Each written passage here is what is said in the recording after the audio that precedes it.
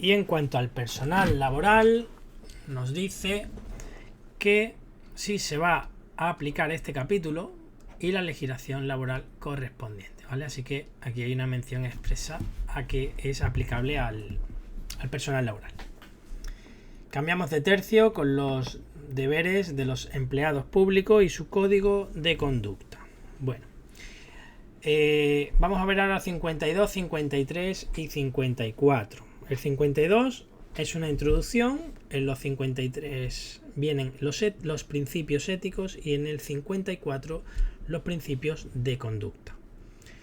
Para esto tengo una formulita que ahora vamos a explicar, pero primero vamos a leer este 52, porque nos nombra unos principios con el que los funcionarios tienen que desempeñar con diligencia sus tareas. No es necesario que la aprendamos, pero sí que conviene pues leerlas para que nos suene, ¿no? Van a ser los de objetividad, integridad, neutralidad, responsabilidad, imparcialidad, confidencialidad, dedicación al servicio público, transparencia, ejemplaridad, austeridad, accesibilidad, eficacia, honradez, promoción del entorno cultural y medioambiental y respeto a la igualdad entre mujeres y hombres.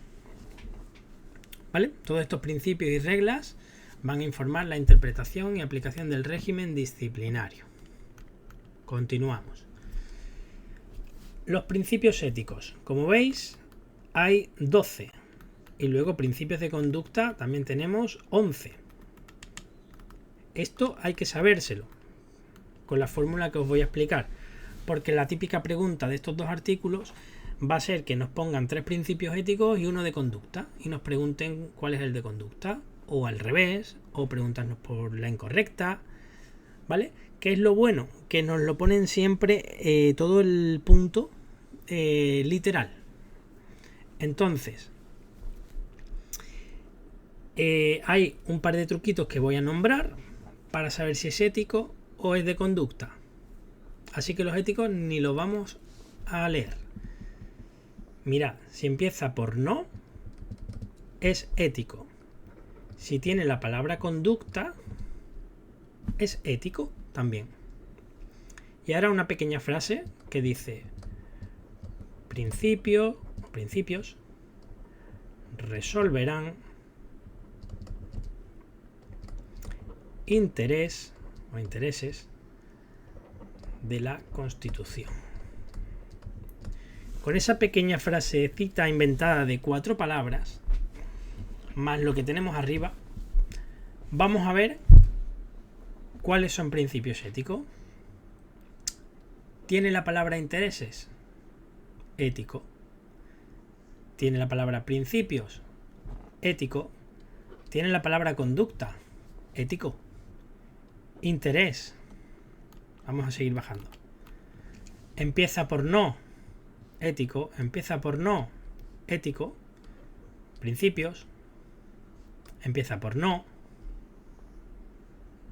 Resolverán, otra de las palabritas de la frase de arriba. Otra vez principio. Y hasta aquí se me acaba la idea, ¿vale?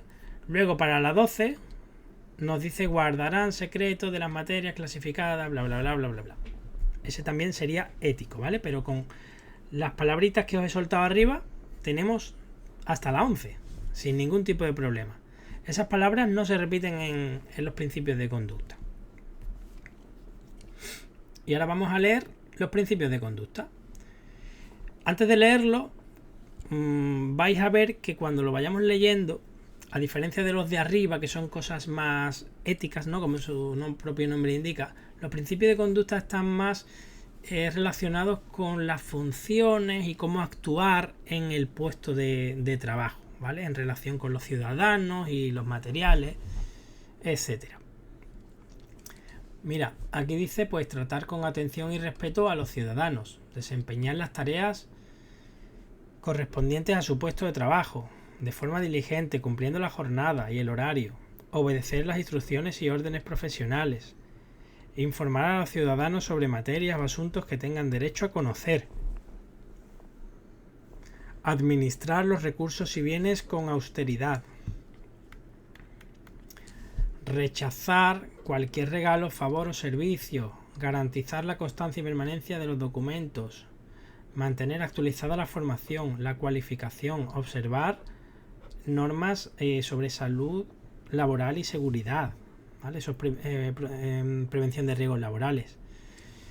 Y poner en conocimiento de los superiores las propuestas que consideren adecuadas para mejorar, garantizar la atención al ciudadano en la lengua que lo solicite, siempre que sea oficial en el territorio. Como veis, son funciones relativas al puesto de trabajo, ¿vale? Cómo trabajar bien y correctamente. Y no tienen las palabritas que tenían los de arriba. Así que creo que en un par de minutos os habéis aprendido a responder a ese tipo de preguntas, ¿no? De cuál es un principio ético, cuál es un principio de conducta. Pues nada, espero que os haya servido y vamos al 55. No, perdón, 55 no. El título 5, como dijimos al principio del tema, el título 4, lo vamos a ver en el tema 9. En el tema 9 también vamos a ver el capítulo 3 del título 5. Y en el tema 9 también vamos a ver el título 6. Por lo cual nos vamos a saltar aquí varios artículos, ¿vale? No obstante, los he querido dejar aquí y mantenerlos aquí para no romper la integridad del estatuto, para que se quiera estudiar el estatuto de principio a fin, lo tenga aquí también, ¿vale? Pero hacemos eso. En la explicación de vídeos, título 4 entero, título 4.6 entero, nos lo saltamos. Y concretamente el capítulo 3 del título 5 también. Así que nada, voy a avanzar y seguimos. Bien, aquí nos habla del título 5 ya del TREBEP, que vamos a ver la planificación de recursos humanos. Esto es, bueno, bastante teórico, nos lo vamos a saltar, pero nos vamos a quedar con que la administración pública puede aprobar planes para ordenar sus propios recursos humanos y tienen que tener alguna de las siguientes medidas. Pues análisis de las disponibilidades y necesidades del personal, lo que tenemos y lo que nos va a hacer falta, ¿no? El número de perfiles, el número de efectivos, los perfiles profesionales que se necesitan o niveles de cualificación. También las previsiones sobre los sistemas de organización del trabajo, modificar estructuras de puestos de trabajo, etc. Medidas de movilidad, promoción interna, formar al personal, movilidad forzosa que también puede darse, ya la estudiaremos,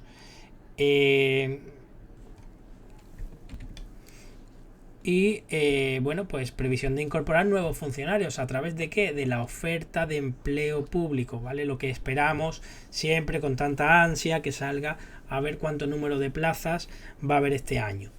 Pues esa es la oferta de empleo público, que nos la desarrolla el artículo 70. Pero lo hemos tachado no porque esté derogado, sino porque hay cosas que ya están mal, porque hay un Real Decreto Ley 6/2003 que tiene 3 articulitos que nos va a dar más información, bastante más, y nos corrige alguna cosa, como por ejemplo el plazo máximo improrrogable de 3 años que viene aquí, pues esto ya no es así, ¿vale? Vamos a pasar al Real Decreto Ley 6/2023, que lo tengo aquí. Vamos a ver el 106, 107 y 108. Que también nos habla de este título de la planificación estratégica de los recursos humanos.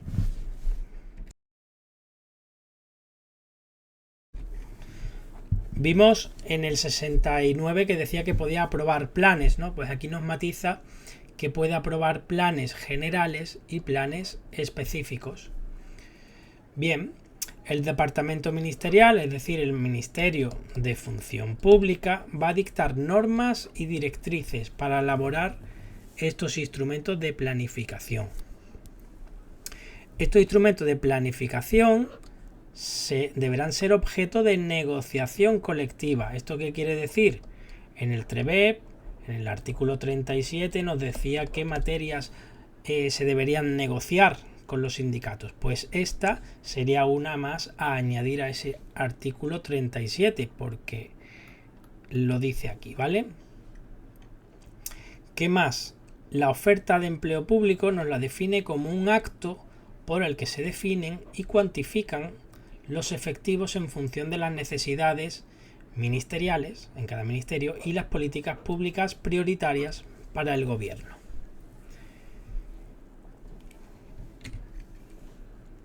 La oferta de empleo público pues, va a incluir esas necesidades de recursos humanos con asignación presupuestaria. Y está pensado para el personal de nuevo ingreso, para nuevos funcionarios. Y aquí viene ya cosas importantes. Nos dice que debe publicarse la convocatoria en el mismo año natural de la publicación de la oferta de empleo público.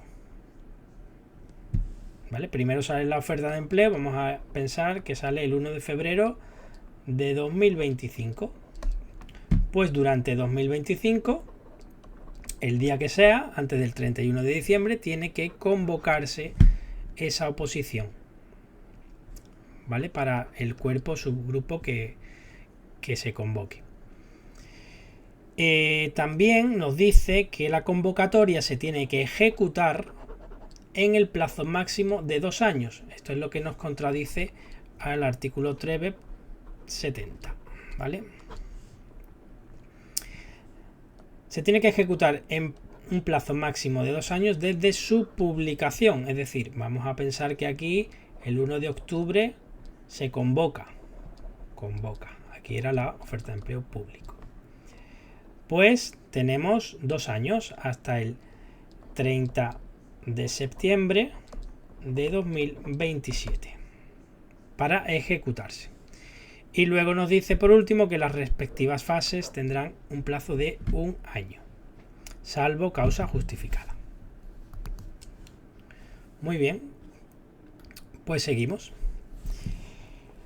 Las plazas que no se cubran, bien porque no aprueben un suficiente número de personas, podrán volver a convocarse, optativo, volver a convocarse nuevamente si no han transcurrido más de 3 años desde la publicación de la oferta, es decir, de esta primera.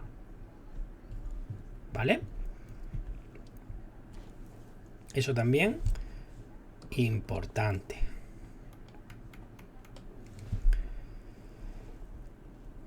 La nueva convocatoria tiene que identificar esa plaza y decir, ojo, que esta plaza corresponde con la oferta de empleo del 2025, ¿vale? Aunque se saque la oferta de empleo público del 2027. Quedó vacante, se vuelve a ofertar como de forma potestativa, como ya he dicho, pero se identifica como que es una plaza antigua. Muy importante también. La oferta de empleo va a incluir un porcentaje mínimo del 30% para la promoción interna. ¿Por qué digo muy importante? Bueno, pues convocaron la oposición para el Cuerpo Especial de Instituciones Penitenciarias, no cumplieron con este mínimo en el año 2025 y denunciaron y los juzgados suspendieron la convocatoria, quedó paralizada. A día de hoy ya le han dado la razón a los sindicatos y bueno, pues han tenido que corregir este porcentaje y respetar ese 30% mínimo para la promoción interna. Bueno, aquí otra cosa que contradice al TREBEP, en este caso al artículo 59, que nos decía que era mínimo un 7% para personas discapacitadas, pues ahora es mínimo un 10% para personas con discapacidad. ¿Vale? Bueno, hay que acreditar la discapacidad, etcétera, etcétera. El objetivo de la administración, que eso no ha cambiado, sigue siendo que el 2% de las personas discapacitadas sean de la administración. Es decir, que del total de efectivos de la administración, al menos el 2% sean personas con discapacidad. ¿Vale? Es el objetivo final.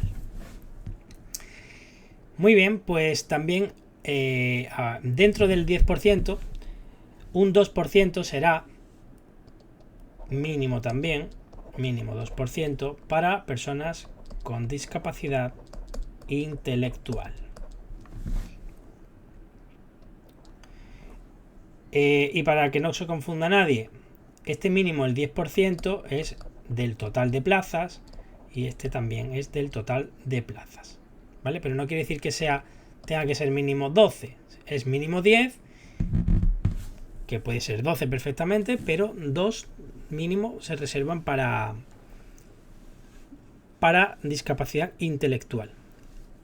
En un ejemplo, por si todavía a alguien le queda duda, donde cojamos el mínimo, va a ser un 10%, que es el mínimo que tenemos que sacar para personas con discapacidad.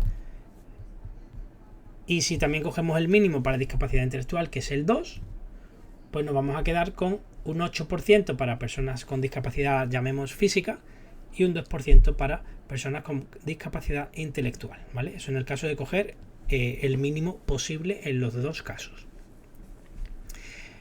Muy bien, seguimos.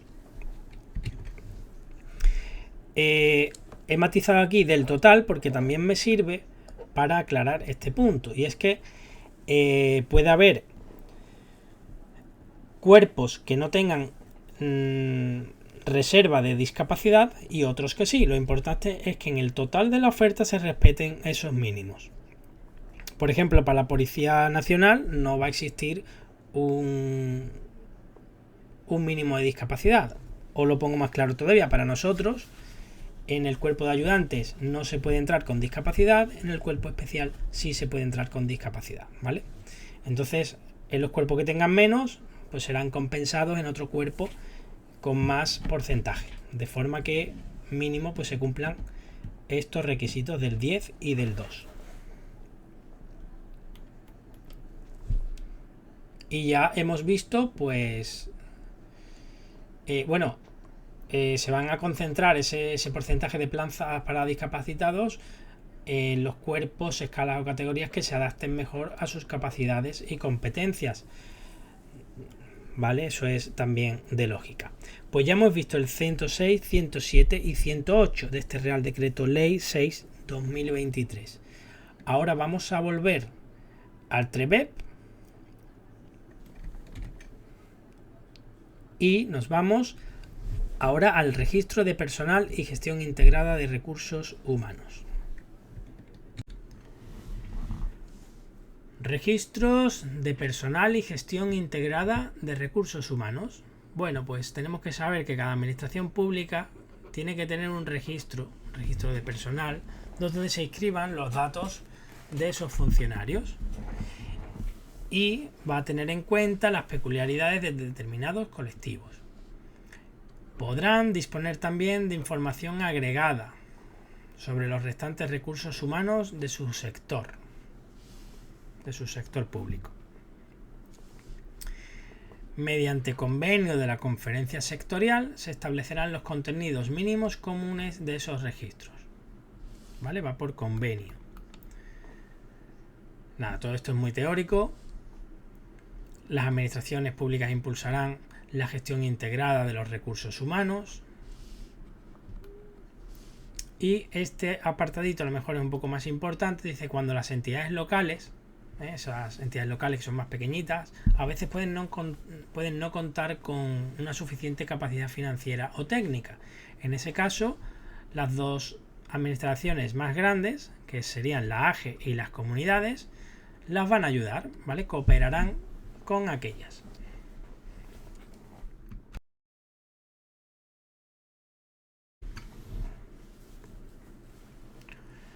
¿Cómo se van a estructurar los recursos humanos? Pues nada, de acuerdo con las normas que regulen la selección de personal, la promoción, la movilidad, la distribución de funciones, conforme a este capítulo. Nada, todo muy teórico. Desempeño y agrupación de puestos.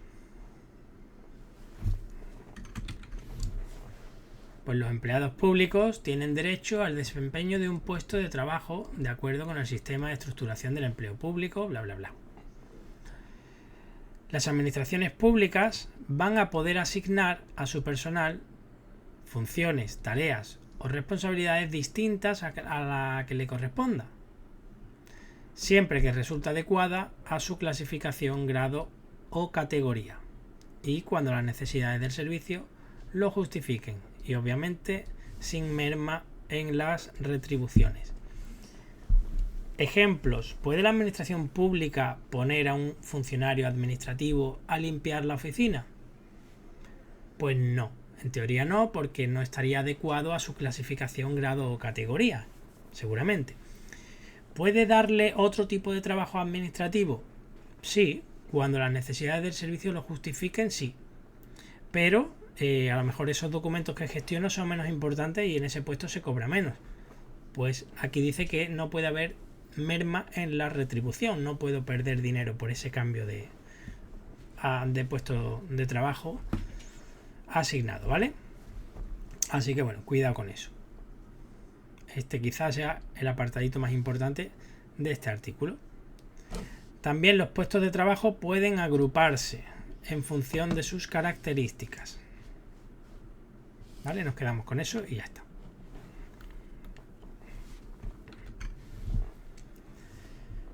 ¿Cómo se estructura y se ordenan estos puestos? Pues a través de la RPT, Relaciones de Puestos de Trabajo. Se lo pongo porque es que se conoce como RPT. ¿Y qué es eso al fin y al cabo? Es una lista con todos los puestos que van a contener pues el nombre del puesto, los grupos al que esté vinculado, cuerpos, escalas, los sistemas de provisión y las retribuciones complementarias, ¿vale? Y esta RPT pues es pública.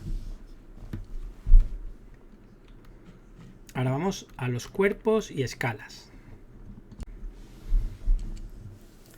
Bueno, pues los funcionarios vamos a estar agrupados por cuerpos, escalas, especialidades u otros sistemas que incorporen competencias, capacidades y conocimientos comunes acreditados a través de un proceso selectivo.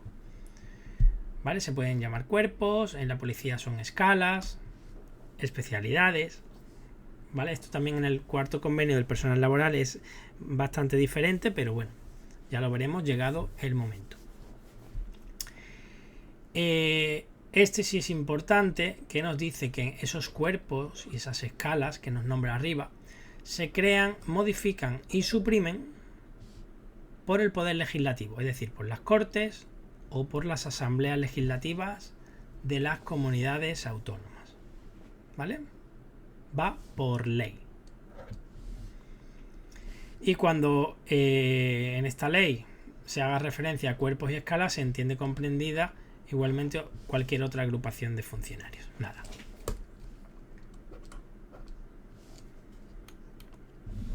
Grupos.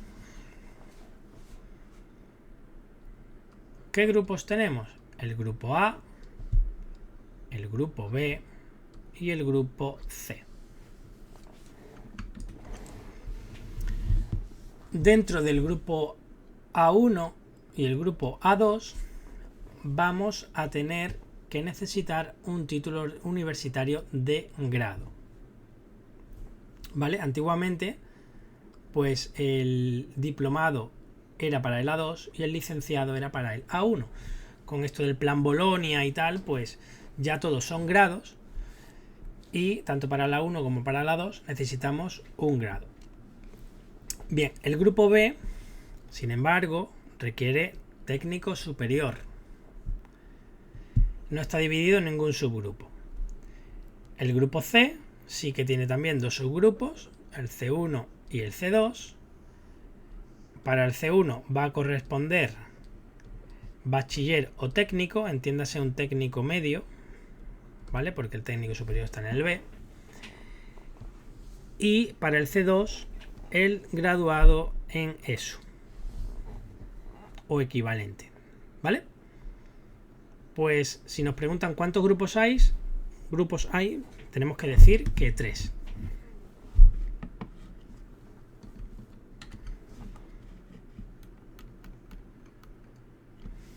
El personal laboral, ya lo hemos dicho, va a ser según su legislación laboral. Ya lo veremos y lo estudiaremos porque van a ser por grupos, familias, especialidades y va de forma diferente. Capítulo 3. Tema 9, ¿vale? Lo vemos en el tema 9. Vamos a saltarlo. Toda esta movilidad. Y el título 6 hemos dicho que también, situaciones administrativas. Vamos a saltarlo. No obstante, lo tenéis aquí para que el que lo quiera leer de forma de principio a fin lo tenga disponible. Y vamos a ir directamente al título 7, régimen disciplinario.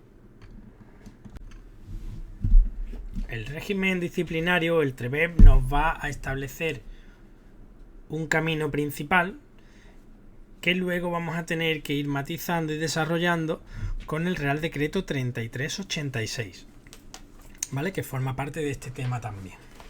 Es el reglamento disciplinario. Pues nada, dice aquí que los funcionarios y el personal laboral, por lo cual mención expresa al personal laboral, están sujetos al régimen disciplinario establecido en este título y en las normas que se dicten. Luego realmente vais a ver que el cuarto convenio tiene su propio régimen disciplinario para el personal laboral, pero bueno. Funcionarios o personal laboral que induzcan a otros a cometer una falta van a incurrir en la misma responsabilidad, por lo cual inductores igual responsabilidad. Igualmente van a incurrir en responsabilidad los funcionarios o personal laboral que encubran las faltas consumadas muy graves o graves. Encubridores igual responsabilidad, pero solo de faltas graves y muy graves. Ojo al matiz. Aquí también las leves, ¿vale? Leves, graves, muy graves. Luego vamos a ver todos los tipos de faltas. Pero, ojo aquí, por encubrir una falta leve, no nos dice nada, ¿vale? Cuidado con eso. Encubridores y inductores. Perfecto. Se va a regir el personal laboral, por lo que no esté previsto en este estatuto, por la legislación laboral y obviamente por el cuarto convenio único. ¿Vale? Como he dicho, el TREBEB nos da unas generalidades que luego necesitan ser desarrolladas. En el caso de los funcionarios, por el Real Decreto 3386 y en el caso del personal laboral, por el cuarto convenio único. Potestad disciplinaria. La administración pública corregirá disciplinariamente las infracciones de este personal cometidas en el ejercicio de sus funciones y cargos sin perjuicio de la responsabilidad patrimonial o penal. Y aquí os digo una cosa. Hay una responsabilidad administrativa, ¿verdad? Y hay una responsabilidad penal. Por los mismos hechos, ¿se puede estar juzgando a la persona por lo mismo? Pues en este caso sí. En este caso sí, aunque la falta disciplinaria, que es una cosa administrativa, llegara al contencioso y estuviera ya en los juzgados, porque se ha ido recurriendo, puede ir por lo contencioso y puede ir por lo penal. ¿Y por qué no se respeta aquí ese principio de non bis in idem, de que no se pueda juzgar dos veces la misma cosa? Pues porque se interpreta que el interés de la administración es un interés distinto al que se tiene en el derecho penal, ¿vale? En este caso, cuidado que se puede juzgar dos veces por lo mismo, y en muchos casos la responsabilidad administrativa es incluso mayor o puede tener peores consecuencias que la responsabilidad penal, ¿vale? Bueno, hecha la introducción, vemos con qué principio se va a ejercer la potestad disciplinaria. legalidad, tipicidad de las faltas y sanciones. En el caso de los funcionarios tiene que estar establecido en una norma y en el caso del personal laboral en los convenios, ¿vale? Como os he dicho ya antes, va a venir en el cuarto convenio. Por un principio de irretroactividad, es decir, que si hay alguna falta que deja de serlo, pues automáticamente es favorable en esa retroactividad.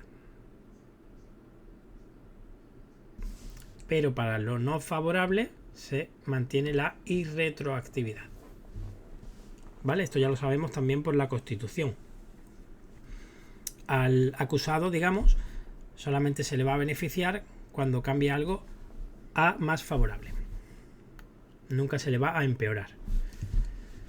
Principio de proporcionalidad. ¿Vale? Se van a clasificar las infracciones y las sanciones y se van a interponer unas sanciones que sean proporcionales. Principio de culpabilidad. La administración tiene que demostrar que ese funcionario es culpable. Y presunción de inocencia. Y ojo a estos dos puntos. Dice que si se está instruyendo un procedimiento disciplinario administrativo y parece ser que hay indicios de criminalidad, indicios de delito, se va a suspender el procedimiento administrativo y se le va a dar conocimiento al Ministerio Fiscal, ¿vale? Para que se inicie ese procedimiento judicial si prospera, y en base al resultado de ese juicio penal, pues se reanudará el procedimiento administrativo sancionador y concluirá con la sanción que proceda, ¿vale? Por lo tanto, esto nos lleva a esta segunda frase. Los hechos declarados, probados por una resolución judicial firme, vincula a la administración.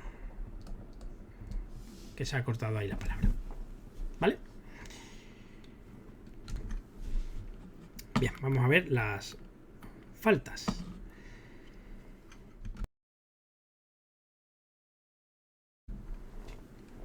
Las faltas, como he dicho antes, pueden ser muy graves o leves. Cuidado si ya habéis estado mirando derecho penal. Las faltas disciplinarias siempre se categorizan así. Sin embargo, los delitos son graves, menos graves y leves. Cuidado, no confundamos las faltas administrativas o disciplinarias con la clasificación de los delitos, ¿vale? Venga, pues aclarado eso, os digo también que el artículo 95 solamente nos va a describir las faltas muy graves, ¿vale? Estas de aquí. Las graves y las leves vienen en el Real Decreto 3386, que luego las veremos.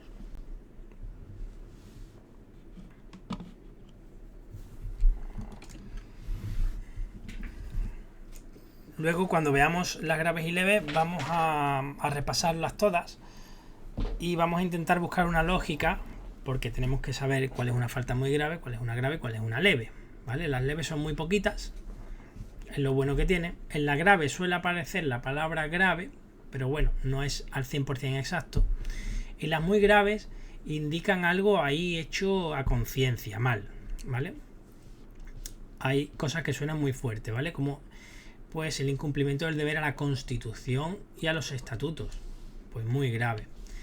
Discriminación por todo eso que dice ahí, muy grave, ¿vale? Abandono del servicio, también abandonamos. Acuerdos manifiestamente ilegales, suena también fuerte, ¿no?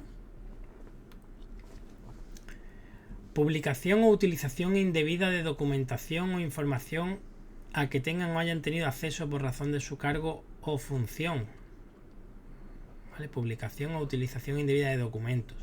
Negligencia de secretos oficiales. Notorio incumplimiento, ¿veis? Que suena todo más fuerte. Violación de la imparcialidad. Desobediencia abierta. prevalencia en la condición de empleado público para tener un beneficio indebido, obstaculización en el ejercicio de las libertades públicas, derechos sindicales, coartar el libre ejercicio del derecho de huelga, todo lo que tiene que ver con la huelga, muy grave.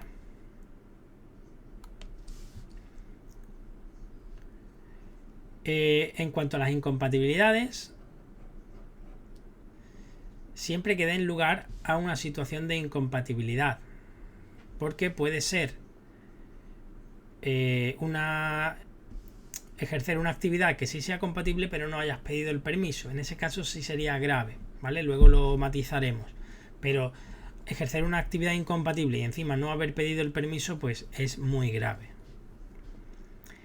No ir a las comisiones de investigación de las Cortes o Asambleas Legislativas, muy grave. Y el acoso laboral, pues también, ¿no? Y también serán faltas muy graves las que estén tipificadas como tales. Pues ya está.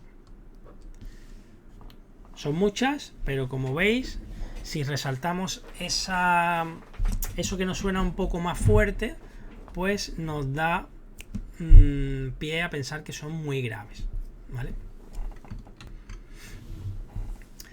Bien, las faltas graves nos van a ser desarrolladas por las Cortes, bla bla bla, pero nos dice aquí, nos sienta unas bases y tiene que atender a las siguientes circunstancias. Cuando se tipifiquen unas faltas graves, pues va a tenerse en cuenta y a contemplarse el grado en el que se haya vulnerado la legalidad, la gravedad de los daños causados al interés público, patrimonio o bienes y el descrédito para la imagen pública de la administración. En base a eso, pues se determinarán que sean graves o sean de otra forma. Sanciones. ¿Qué sanciones vamos a tener? Separación del servicio. Solo puede ser impuesta por faltas muy graves. En el caso del personal laboral, esta letrita es para el personal laboral, se llama despido disciplinario, no se llama separación del servicio.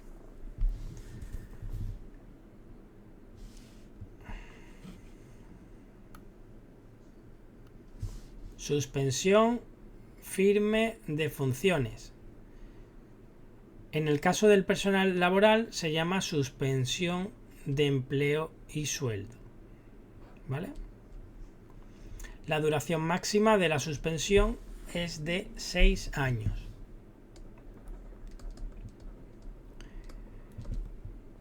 Estamos ahora mismo en una norma que es una ley, tiene rango de ley. Lo que viene luego es el Real Decreto 3386. Si hay algo que el 3386 dice contrariando a esta ley, va a prevalecer esta ley, ¿eh? Cuidado también con la jerarquía normativa. Traslado forzoso. También por el periodo que se establezca. Ya os diré cuánto es, porque ese periodo viene en el 3386 también. El de mérito, que va a ser una penalización a efectos de promoción o movilidad, apercibimiento y cualquier otra que pueda establecer la ley. También para el personal laboral nos dice aquí que si su despido se ha recurrido, ha llegado a juicio y ha sido declarado improcedente, pues obviamente se le va a readmitir, ¿vale? Ese despido solo puede ser por falta muy grave, como hemos visto antes. El despido y la separación del servicio para los funcionarios solo por falta muy grave. En el caso del personal laboral, ese despido es improcedente, declarado por un juzgado, pues se readmite al trabajador. Y el alcance de cada sanción, es decir, la duración de cuánto va a durar, pues va a tener en cuenta el grado de intencionalidad, el descuido o negligencia que revele la conducta del funcionario. también el daño al interés público, la reiteración, la reincidencia, así como el grado de participación.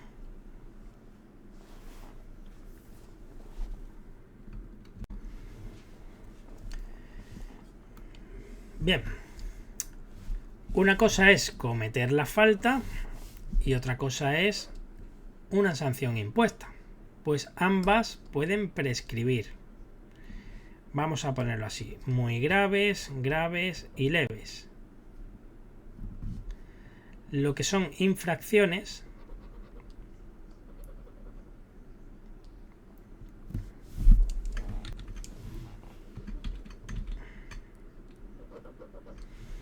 prescriben a los 3 años, 2 años y 6 meses, ¿vale? La falta. Y la sanción prescribe a los 3 años, 2 años y 1 año.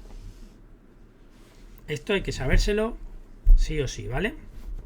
Desde ya, desde la primera vuelta. ¿Cuándo empieza a prescribir la falta? Pues desde que se hubiera cometido. O desde su cese cuando sean faltas continuadas. Y el de las sanciones empieza a contar desde la firmeza de la resolución sancionadora. Es decir, he cometido una falta leve, tenemos una resolución firme imponiendo la sanción, pero todavía no se ha ejecutado. Si no se ejecuta y pasa en este caso 1 año, una sanción por falta leve, pues ya no me pueden sancionar, ya no pueden ejecutar la sanción, ya ha prescrito, ¿vale? Otro ejemplo ahora con la falta. He cometido una falta grave, pero se ha descubierto a los 2 años y medio. Pues ya no se me puede iniciar un procedimiento disciplinario porque ya ha prescrito, ya han pasado los 2 años de una falta grave. ¿Vale? Yo creo que esto lo entiende todo el mundo y es muy sencillito. Pero bueno, tenéis que saber el 3, 2, 6 meses y el 3, 2, 1 para la sanción. Lo pongo en este orden porque primero va la falta y luego va la sanción. ¿Vale? La falta desde que se cometa o desde que cese en la conducta cuando sean faltas continuadas. Y el de la sanción, pues desde que sea firme la resolución. Perfecto. Seguimos.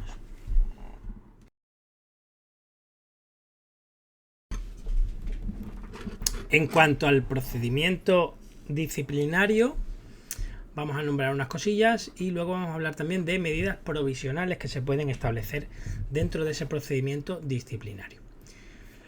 Lo primero que nos dice que no se puede imponer una sanción para la comisión de faltas muy graves o graves si no es en virtud de un procedimiento previamente establecido. Y en el caso de faltas leves va a ser a través de un procedimiento sumario, ¿vale? Conocido también como procedimiento abreviado. Y va a tener aún así audiencia al interesado. El procedimiento que se establezca va a atender a unos principios de eficacia, celeridad y economía procesal. Que sea eficaz, rápido y barato no quiere decir que no tengamos que respetar unos derechos y garantías para la defensa del presunto responsable. En el procedimiento igualmente va a quedar bien separada la fase instructora y la fase sancionadora. Para ello se va a encomendar a distintos órganos, ¿vale? A un órgano le va a pertenecer la instrucción y a otro órgano la imposición de la sanción.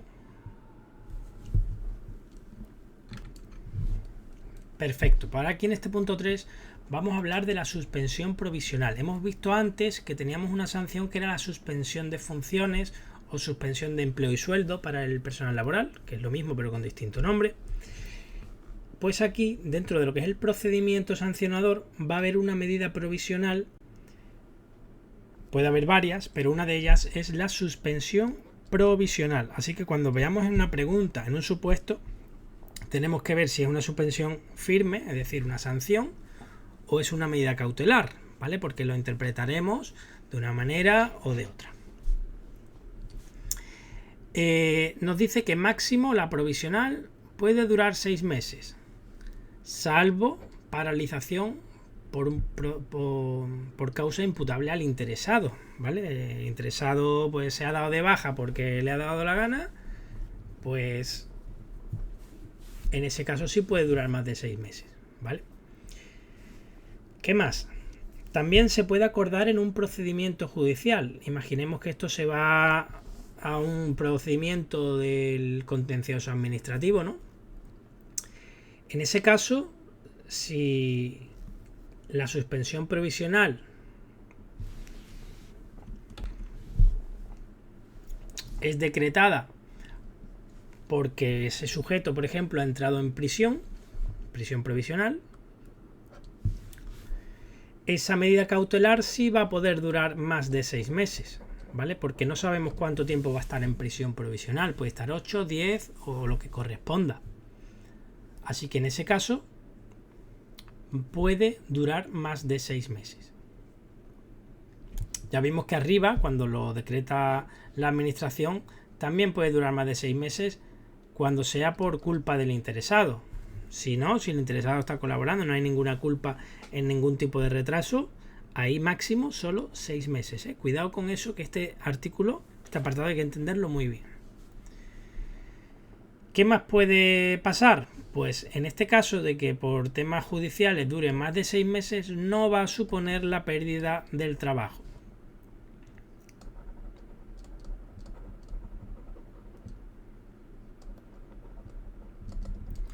Por defecto, si dura más de 6 meses, puede suponer la pérdida del trabajo, ¿vale? Pero cuando viene por esta razón, por este procedimiento judicial y dura más de 6 meses, no va a suponer la pérdida del puesto. Estamos hablando de perder el puesto, es decir, de dejar de ocupar la mesa y la silla que estás ocupando en ese momento. No, aquí no quiere decir que vayas a dejar de ser funcionario, ¿vale?